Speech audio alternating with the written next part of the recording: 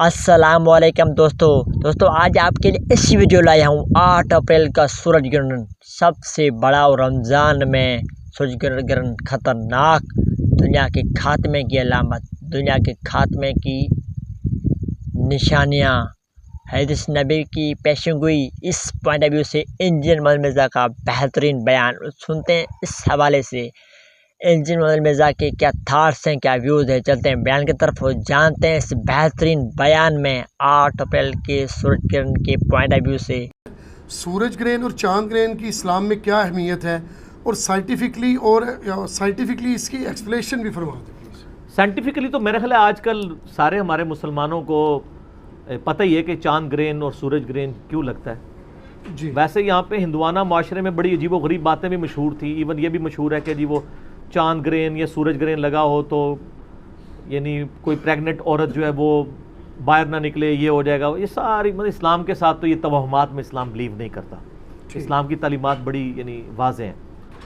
باقی سائنٹیفکلی تو آپ کو یہ پتہ ہی ہے کہ جب یعنی اپنی جو آربٹس میں اورینٹیشن کے دوران جب کبھی بھی چاند جو ہے وہ سورج اور زمین کے درمیان آ جاتا ہے دن کے وقت بھی، تو ظاہر ہے کہ سورج پیچھے چھپ جاتا ہے، اس کی وجہ سے اچانک کافی بڑے لیول کا اندھیرا ہو جاتا ہے، اس کو ہم سورج کو کہتے ہیں گرہن لگنا۔ صحیح۔ یعنی سورج کے آگے چاند آ گیا تو وہ کالا ہو گیا سارے کا سارا۔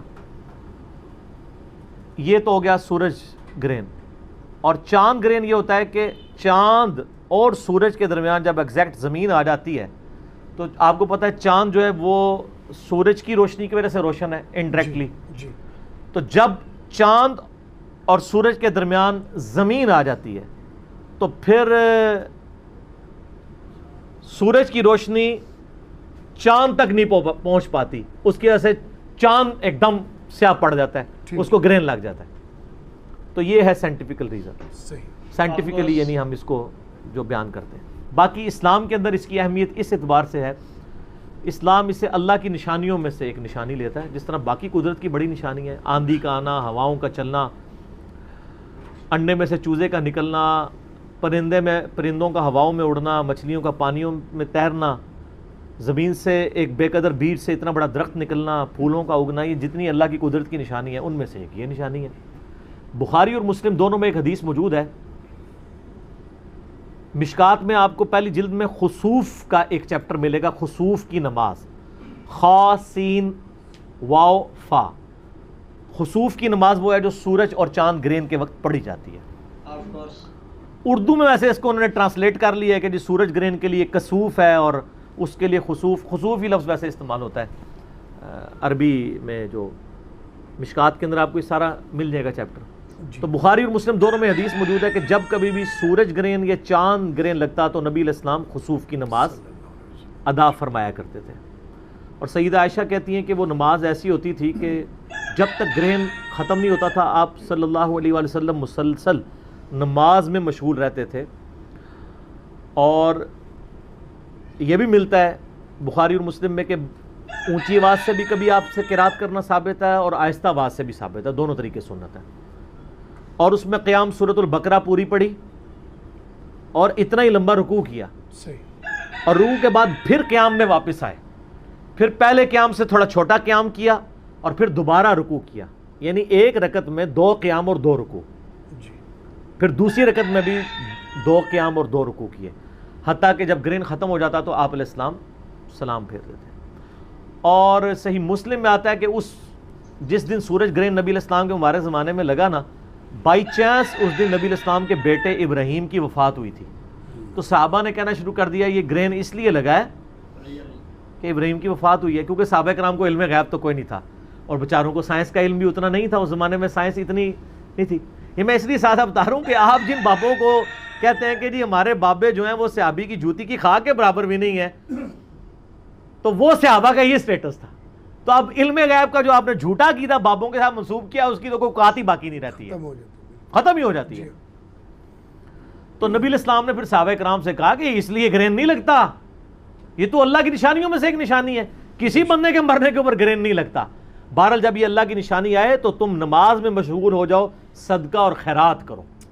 حتیٰ کہ صحیح بخاری میں آتا ہے کہ جب سورج گرہن یا چاند گرہن لگتا تو نبی علیہ السلام غلام بھی آزاد کیا کرتے تھے صحیح. صدقہ خیرات کے طور پہ اللہ کی راہ میں. اللہ کی نشانیوں میں سے ایک نشانی آپ دیکھیں ہے تو ایک سائنٹیفکل فنومینا ہے. چلیں اس فنومینا کے بارے میں تو آپ کہہ سکتے ہیں کہ نبی علیہ السلام کے زمانے میں سائنس ایوالو نہیں تھی تو لوگ ڈر جاتے ہوں گے اس لیے وہ نماز پڑھتے ہوں گے. کئی معاملات ایسے تھے جو اس زمانے میں ایوالو تھے. نبی علیہ السلام کا ایٹیچیوڈ ان معاملات میں بھی ایسا ہی ہوتا تھا. میں یہ ان لوگوں کے لیے بات کر رہا ہوں جو نبی علیہ السلام کی شخصیت پہ ایز اے نبی ہونے کے اعتراضات کر رہے ہوتے ہیں کہ جی تمہارے نبی جو ہیں وہ خام خواہ ایک سائنٹیفک فنامنا کے اوپر پریشان ہو جاتے تھے، اس لیے کہ نبی علیہ السلام کی نظر اسباب پہ نہیں مسبب الاسباب پہ ہوتی تھی. بے شک. اس کی میں آپ کو مثال دیتا ہوں. بخاری اور مسلم دونوں میں حدیث ہے. سیدہ عائشہ کہتی ہیں کہ جب کبھی آندھی چلتی باقی لوگ خوشیاں مناتے کہ بارش آئے گی. ظاہر ہے یہ چیز تو سائنٹیفکلی پروف تھی نا اس زمانے میں کہ آندھی کے ساتھ بارش اور بادل آئیں گے. جی. چاند گرہن سورج گرہن تو چلے لوگوں کو نہیں پتا تھا، یہ تو ایوالو تھی نا. تو نبی علیہ السلام آندھی آنے میں بھی پریشان ہو جاتے تھے حالانکہ آپ کو پتا تھا کہ اس کے بعد بارش آنی ہے. تو اما عائشہ کہتی ہیں کہ نبی علیہ السلام کبھی گھر کے اندر جاتے کبھی باہر آتے، اللہ کی تحمید تمجید تحلیل بیان کرتے سورج گرہن اور چاند گرہن کے موقع پہ بھی اور آندھی کے موقع پہ بھی. تو میں کہتی یا رسول اللہ صلی اللہ علیہ وسلم یہ تو خوشی کا موقع ہے، آندھی آئی ہے بادل آئیں گے بارش ہوگی. ظاہر ریگستان میں بارش کی بڑی اہمیت ہے، جی. لوگ خوش ہوتے ہیں اور آپ پریشان ہو جاتے ہیں. ہائے ہائے ہائے. آپ نے فرمایا اے عائشہ سلام اللہ علیہا مجھے کیا خبر کہ اس آندھی کے بعد جو بادل آئیں گے ان میں سے آگ برسے گی یا پانی.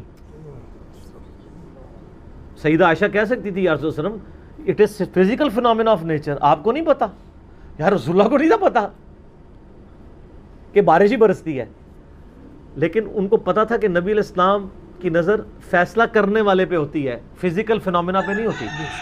اور اس کا ثبوت یہ ہے کہ سیدہ عائشہ کو پھر حضور نے کہا کہ مجھے کیا پتا کہ آگ برسے گی، کیا تمہیں پتہ نہیں ہے؟